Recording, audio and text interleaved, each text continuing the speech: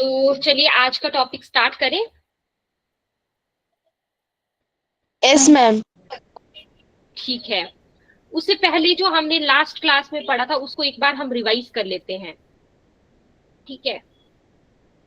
तो साथ में जैसे मैंने आपको बोला था कि हमें ना साथ के साथ जो शॉर्ट नोट्स हैं वो भी प्रिपेयर करने हैं। ठीक है। इससे क्या होगा कि जो भी टॉपिक है वो आपको इजी हो जाएगा समझने के लिए। ठीक है, क्योंकि ये बहुत इंपॉर्टेंट है कि हमें जो टॉपिक्स है सारे टॉपिक्स हमें इजी वे में जो है पढ़ने हैं। ठीक है, तो नोट्स भी आपको अपडेट करते रहना, इसलिए मैं नोट्स की फॉर्म में करवा रही हूँ सारा। ठीक है, लास्ट क्लास में हमने कहाँ तक पढ़ लिया था, एक बार मैं यहाँ पे बुक भी शेयर कर देती हूँ। ठीक है। लास्ट क्लास में हमने यहाँ पे डेवलपमेंट वाला टॉपिक पढ़ा था, डेवलपमेंट वाला।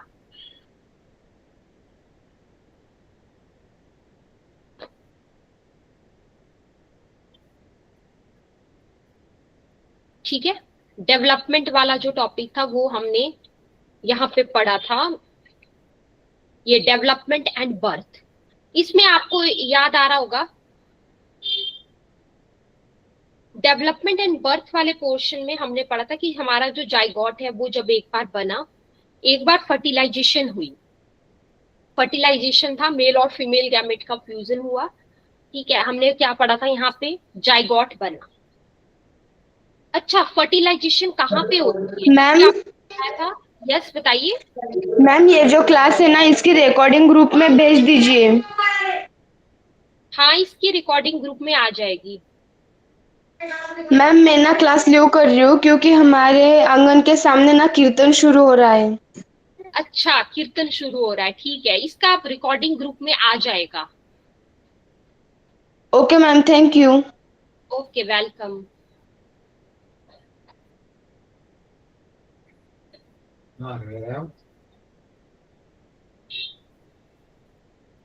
तो डेवलपमेंट एंड बर्थ वाला टॉपिक, ठीक है। तो चलिए हम इसके आगे पढ़ लेते हैं एक बार इसको, डेवलपमेंट एंड बर्थ। ठीक है, डेवलपमेंट एंड बर्थ में हमने जो है क्या क्या पढ़ लिया था इसमें, कि जाइगोट फॉर्म्ड आफ्टर फर्टिलाइजेशन, जो हमारा जाइगोट बना आफ्टर फर्टिलाइजेशन। ठीक है, उसके बारे में हमने क्या क्या पढ़ लिया था यहाँ पे, कि एक बार ये मेल और फीमेल गैमेट का जो है फ्यूजन हुआ। ठीक है, तो आपके पास जो है यहाँ पे जो जाइगोट है वो बनता है।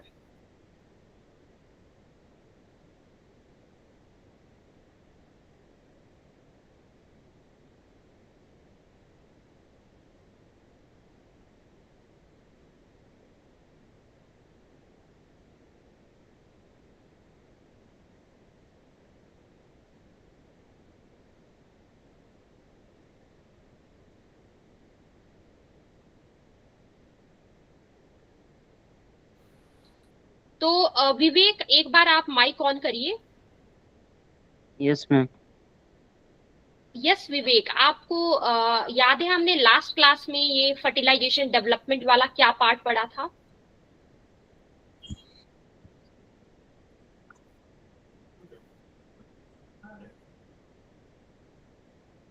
फर्टिलाइजेशन एंड डेवलपमेंट वाले पार्ट में। मैम हमने पहले फर्टिलाइजेशन देखा था, फिर उसके बाद डेवलपमेंट ऑफ एम्ब्रियो, उसमें मोरूला, ब्लास्टूला और ग्रास्टूला और एम्ब्रियो कैसे डेवलप होते हैं वो देखा था। ठीक है, गुड। तो हमने ये देखा था कि जाइगोट जो है आपके पास बना। ठीक है, जाइगोट के बाद जो है ये जाइगोट की आगे फर्दर मतलब विकास होगा, डेवलपमेंट होगा। ठीक है, तो फिर जाके वो एम्ब्रियो में कन्वर्ट होता है। तो इसमें हमने देखिए क्या पॉइंट्स हमें दिमाग में रखने हैं, आपको इतनी बात बिल्कुल अच्छे से क्लियर कर दी थी कि जो जाइगोट है वो बनेगा आफ्टर फर्टिलाइजेशन। क्वेश्चन ये पूछा जाता है कि फर्टिलाइजेशन जो है वो कहाँ पे होती है, तो फर्टिलाइजेशन होती है ओविडक्ट में। ओविडक्ट को बोला जाता है फेलोपियन ट्यूब। ओविडक्ट को क्या कहता है, फेलोपियन ट्यूब। तो कहाँ पे होती है फर्टिलाइजेशन, एक नंबर का क्वेश्चन यहाँ से अगर पूछा जाए तो आप क्या आंसर करेंगे, कहाँ पे होती है फर्टिलाइजेशन? फेलोपियन ट्यूब में या ओविडक्ट में। ठीक है। जाइगोट में कैसे डिविजन्स होते हैं? Mitotic divisions. मतलब क्या होता है उसमें? माइटोसिस। क्या होता है? माइटोसिस। ठीक है। तो जाइगोट से ही क्या बन जाता है हमारा? एम्ब्रियो। जाइगोट से ही क्या बन जाता है आगे? एम्ब्रियो। ठीक है।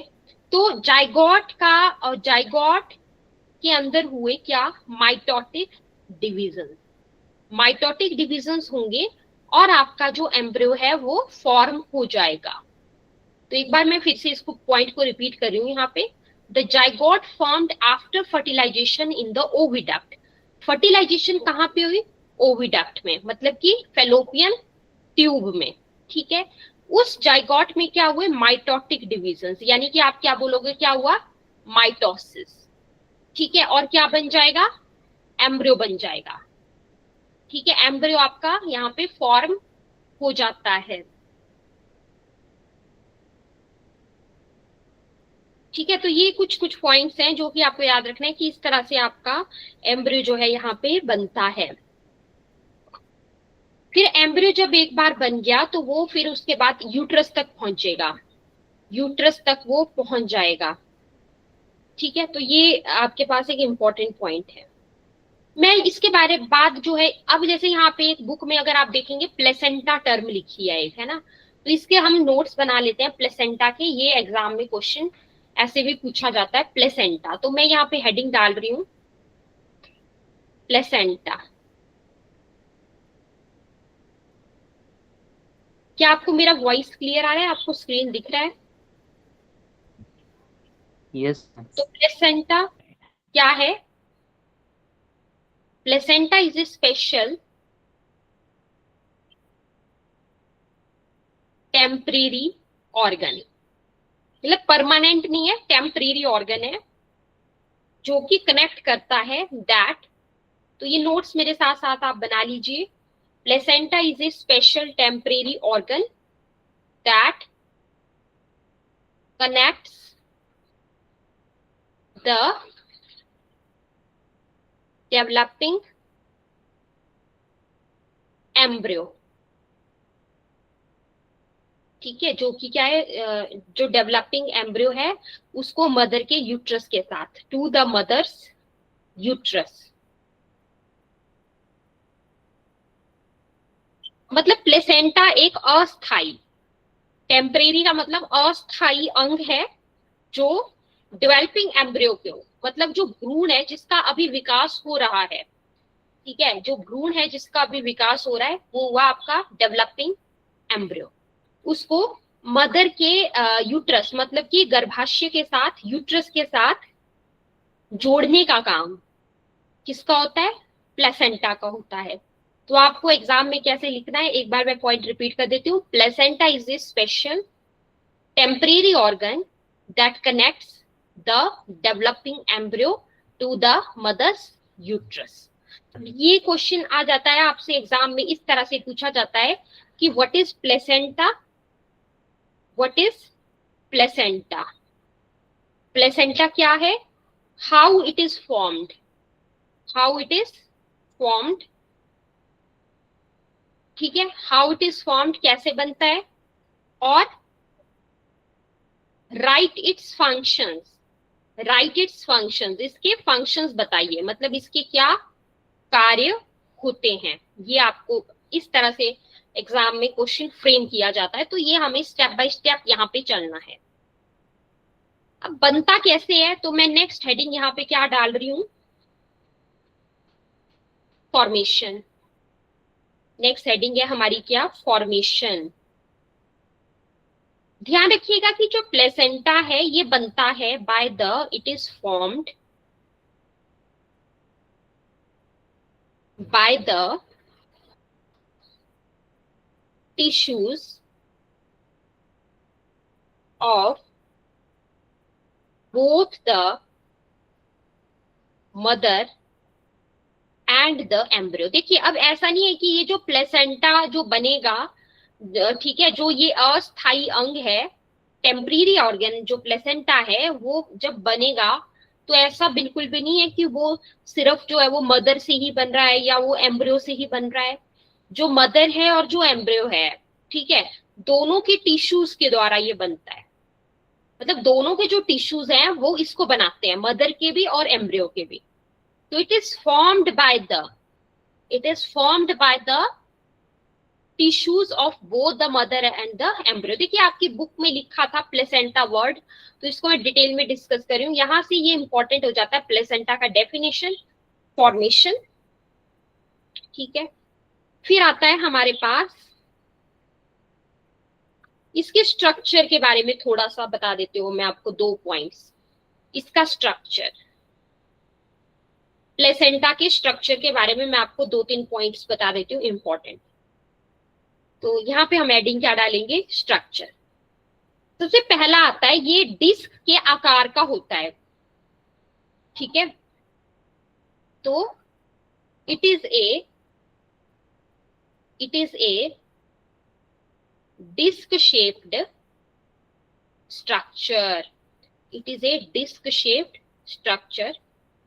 दूसरा आता है नंबर 2, इट कंटेन्स finger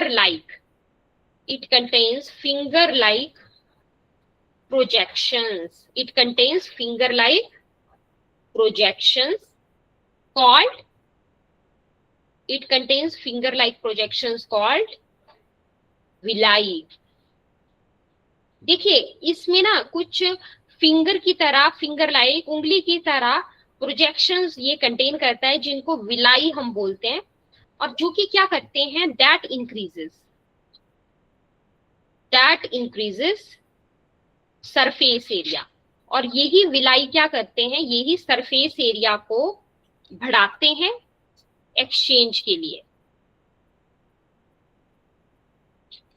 ठीक है। तो इस पॉइंट को मैं रिपीट कर रही हूँ। इसके स्ट्रक्चर में हमने क्या पढ़ा, it is a disc shaped structure, it contains finger like projections, जिनको क्या बोलते हैं, विलाई, जिनको क्या बोला जाता है, विलाई कहा जाता है। That increases surface area for exchange, ठीक है। अगर यहां तक किसी को कोई डाउट है तो आप एक बार पूछ लीजिए, फिर अदरवाइज हम आगे चलेंगे।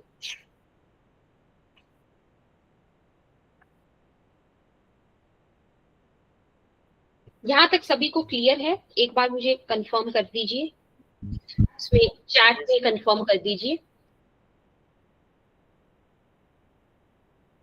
ओके, तो हम आगे चलते हैं। अब हम क्या पढ़ने वाले हैं इसमें, that is functions of placenta. ये इंपॉर्टेंट है हमारा, functions of placenta. Step by step हम चले। पहले हमने क्या समझा, डेफिनेशन, देन इसका फॉर्मेशन कैसे होता है, देन इसका स्ट्रक्चर, थोड़ा बहुत स्ट्रक्चर के बारे में एक आइडिया लिया हमने, बेसिक। बहुत इंपॉर्टेंट बात की तरफ मैं यहाँ पे आगे मूव ऑन कर रही हूँ, जिसमें से इंपॉर्टेंट क्वेश्चन आ जाता है, वो है हमारा क्या, फंक्शंस ऑफ।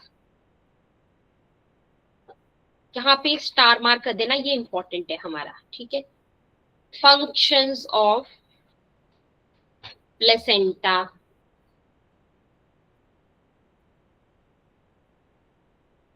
मतलब प्लेसेंटा का क्या काम होता है। सबसे पहला इसका फंक्शन क्या आता है, दैट इज नंबर 1 आता है हमारा न्यूट्रिशन। नंबर 1 फंक्शन इसका क्या आता है हमारा, न्यूट्रिशन। न्यूट्रिएंट्स जैसे कि ग्लूकोज है, मतलब जो पोषक तत्व हैं उनको प्रोवाइड करना। तो न्यूट्रिएंट्स लाइक, यहां पे मैं लिख रही हूँ न्यूट्रिएंट्स लाइक ग्लूकोज हो गया हमारा। न्यूट्रिएंट्स लाइक एक तो ग्लूकोज हो गया, दूसरे क्या हो गए हमारे, अमीनो एसिड्स हो गए। अमीनो एसिड्स कॉमा विटामिन्स हैं हमारे, विटामिन्स हैं, ठीक है, और क्या है हमारे मिनरल्स हैं एंड मिनरल्स, ठीक है। क्या क्या चीजें हुई एक बार आप ध्यान से देख लीजिए। न्यूट्रिएंट्स हुए जैसे कि ग्लूकोज है पहला, दूसरा क्या है अमीनो एसिड्स हैं, तीसरे क्या है विटामिन्स हैं, चौथे क्या है हमारे मिनरल्स हैं, ठीक है। तो ये सारे जो न्यूट्रिएंट्स हैं, मतलब ये सारे जो पोषक तत्व हैं, न्यूट्रिएंट्स हैं, इनको इसके आगे मैं लिख रही हूं pass from mother's blood to embryo, ठीक है। तो बेसिकली यहाँ पे बात क्या हो जाती है हमारे पास कि जो भी न्यूट्रिएंट्स हैं, ठीक है, वो एक तरह से मदर के ब्लड से एम्ब्रियो तक पहुंचना चाहिए, क्योंकि अभी एम्ब्रियो का जो है वो विकास हो रहा है, ठीक है। तो इसीलिए उसको ना सारे पोषक तत्वों की जरूरत है, जैसे उसको ग्लूकोज चाहिए एम्ब्रियो को, ठीक है, उसको अमीनो एसिड्स होगी रिक्वायरमेंट, विटामिन है, मिनरल्स हैं, ठीक है। तो ये सारे जो पोषक तत्व हैं ये किसके थ्रू पहुंचते हैं, क्या बोलेंगे हम, प्लेसेंटा के थ्रू, ठीक है। नेक्स्ट आता है हमारा next point, that is next और क्या फंक्शन होता है प्लेसेंटा का, तो इसमें आता है हमारा रेस्पिरेशन। नंबर 2 आता है हमारे पास क्या, दैट इज द रेस्पिरेशन। अब क्या है कि मदर के ब्लड से एम्ब्रियो को ऑक्सीजन भी पहुंचनी चाहिए, मदर के ब्लड से ही एम्ब्रियो को ऑक्सीजन भी पहुंचेगी, ठीक है। तो वो भी जो है वो किसके थ्रू होता है हमारा, प्लेसेंटा के थ्रू। तो ये बहुत ही इंटरेस्टिंग है, इसके बारे में पॉइंट लिख रही हूं, oxygen from the mother's blood, है ना, मदर के ब्लड से ऑक्सीजन किसको पहुंचती है, जो भ्रूण है, जो एम्ब्रियो है, उसको पहुंच जाएगी, passes to the embryo and carbon dioxide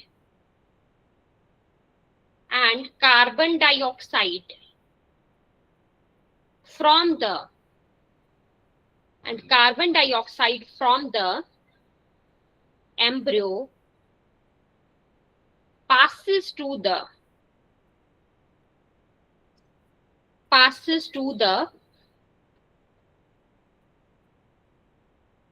mother's blood,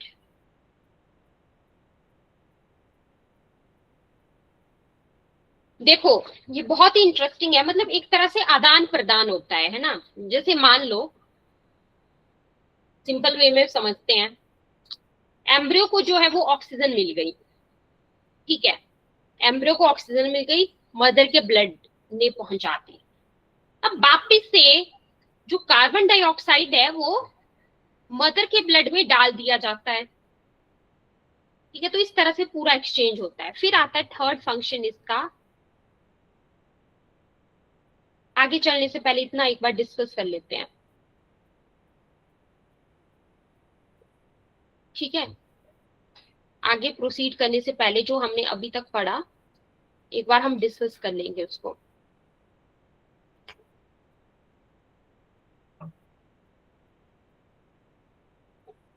तो हमने आज की क्लास में क्या टॉपिक पढ़ा, हमने क्या टॉपिक था हमारा, प्लेसेंटा, ठीक है, गुड। क्या होता है प्लेसेंटा, एक बार रिवाइज करेंगे तो हमें सारी चीजें अच्छे से क्लियर हो जाएंगी। तो हम नोट्स भी साथ के साथ बनाते हैं इसलिए, और डिस्कस भी कर लेंगे। मैम इसको एक बार हिंदी में एक्सप्लेन करोगे क्या, और उसको मराठी में क्या कहते हैं? मराठी वाला मैं आपको टर्मिनोलॉजी व्हाट्सएप पे भेज दूंगी ना, क्या क्या टर्म्स हैं इसके, थोड़े बहुत हिंदी से ही मिलते जुलते रहते हैं, ठीक है। बाकी मैं आपको हिंदी में बता देती हूँ थोड़ा बहुत। मैम हाँ बोलिए। प्लेसेंटा को मराठी में अपरा बोलते हैं। हाँ अपरा बोलते हैं, बिल्कुल ठीक है। तो मराठी मैम में प्लेसेंटा को अपरा कहा जाता है। बेसिकली हिंदी में भी हम वही बोल देते हैं। तो कुछ कुछ टर्म्स हमारे पास ऐसी हैं जो कि सिमिलर हैं, है ना, कुछ कुछ टर्म्स हमारे पास अलग हैं। तो मैं एक काम करूंगी, जैसे आप लोगों को पहले याद होगा, आपको एक चार्ट मैंने व्हाट्सएप पे डाला था, ठीक है। उसमें एक तरफ हिंदी में क्या बोलते हैं, दूसरी तरफ इंग्लिश में, है ना, थर्ड कॉलम में मराठी में क्या बोलते हैं, तो वो उसमें मेंशन किया था। उसी तरह का एक चार्ट भेज दूंगी, उससे थोड़ा बहुत टर्मिनोलॉजीज का पता लग जाएगा आपको, ठीक है, कि क्या क्या बोलते हैं। अभी मैं इसको ना एक बार फिर से रिपीट कर देती हूँ हिंदी में, ध्यान से सुनना।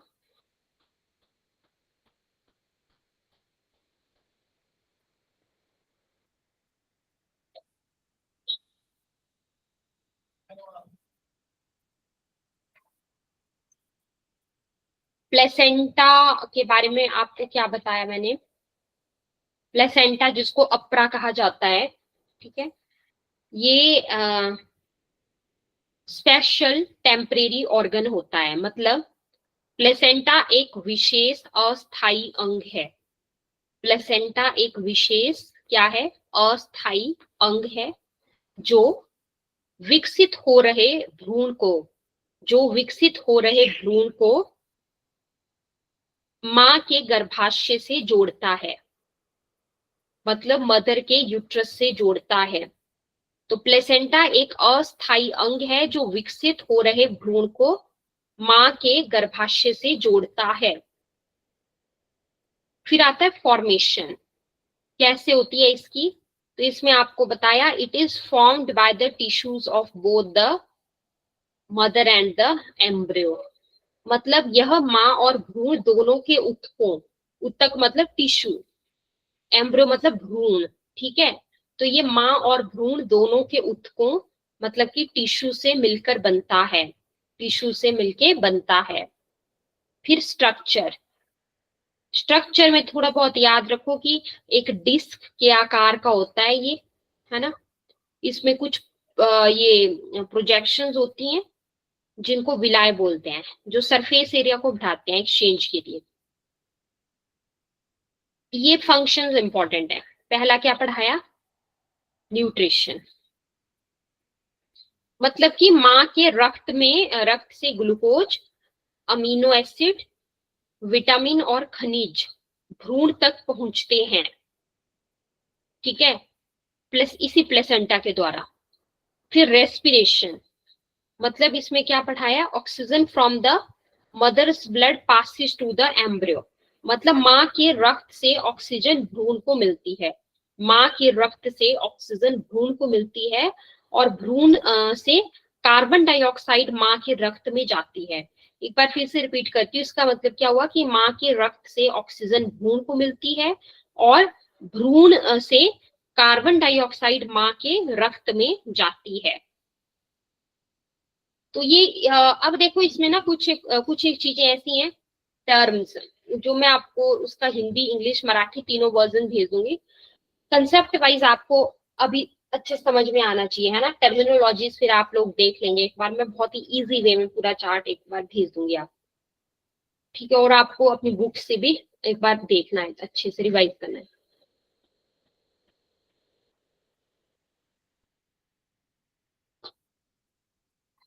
मुझे एक बार बताओ, यहाँ तक आपको क्लियर हो गया हिंदी में जो एक्सप्लेन की। यस, माइक ऑन करके बताइए ताकि हमारी क्लास थोड़ी इंटरेक्टिव हो पाए। Yes ma'am.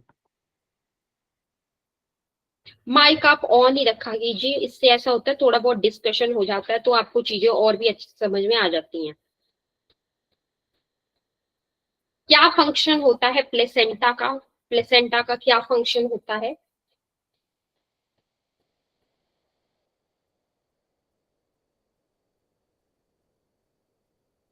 पहला क्या पढ़ा हमने, पोषण, न्यूट्रिशन, ठीक है। साक्षी आप माइक ऑन करिए, साक्षी। Yes ma'am. हाँ साक्षी, आपको पता लगा क्या टॉपिक पढ़ा हमने अभी? प्लेसेंटा, अपरा। Yes ma'am. माइक ऑन ही रखिए 2 मिनट के लिए, थोड़ा बहुत मैम डिस्कशन। बैकग्राउंड से आवाज आ रही है। अच्छा नहीं, ये अभी मैं जब पूछ रही हूँ उस टाइम ऑन रखो बस, है ना? Okay ma'am. हाँ। फंक्शंस ऑफ प्लेसेंटा में आपको क्या क्या बातें पता लगी, क्या काम है प्लेसेंटा का जिसको हम अपरा बोलते हैं? Yes ma'am. Dr. Anchal, I can't see you, but are you sharing your screen? Currently not sharing, ma'am. No. Yeah. So- Now I start sharing. Actually, I was discussing with the No, students. so whenever you have any question, no, so what you do is, you don't share the entire screen, you share the tab, जिसमें screen पे वो जो slide है वो रहता है, plus बच्चे आपको भी देख पाएंगे। तो बिकॉज जब Okay, स्क्रीन sure. शेयर नहीं होता है और आप नहीं दिखते हो ना, तो कॉन्वर्सेशन इतनी इम्पैक्टफुली नहीं होती। Yeah. Okay. So at that time means I need to share ये slide भी share करना है उस time, ma'am? देखो या वो आप अपना कैमरा आई ऑन टेल, जब आप इसको स्टॉप करो, stop this sharing, Okay. Stop sharing. हाँ, सो अभी आप जब स्क्रीन शेयर करते हो, हाँ ओके, जी। Just click the screen share. इसमें क्रोम टैब लिखा होगा, पहला option, correct?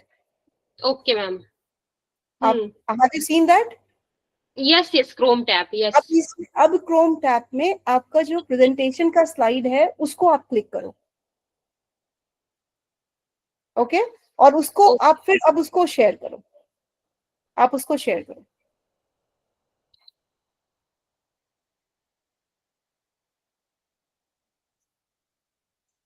Click the file which is open on a Chrome tab, not the entire screen.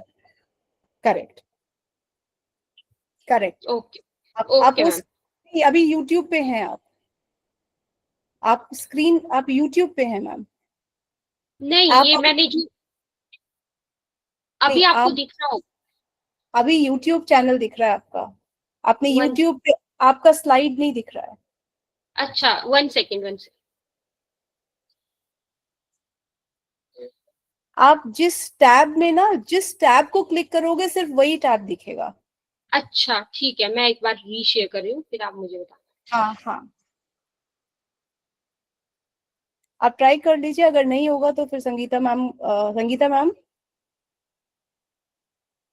हाँ मैम। टैब का कैसे शेयर करते हैं एक बार डॉक्टर आंचल को बता दीजिएगा, अगर ये कर पाए अभी तो ठीक है, अदरवाइज टेल हर। अच्छा, मैं प्रेजेंट करती हूँ मैम। हाँ, एक सेकेंड, आंचल मैम आपको समझ नहीं आ रहा है?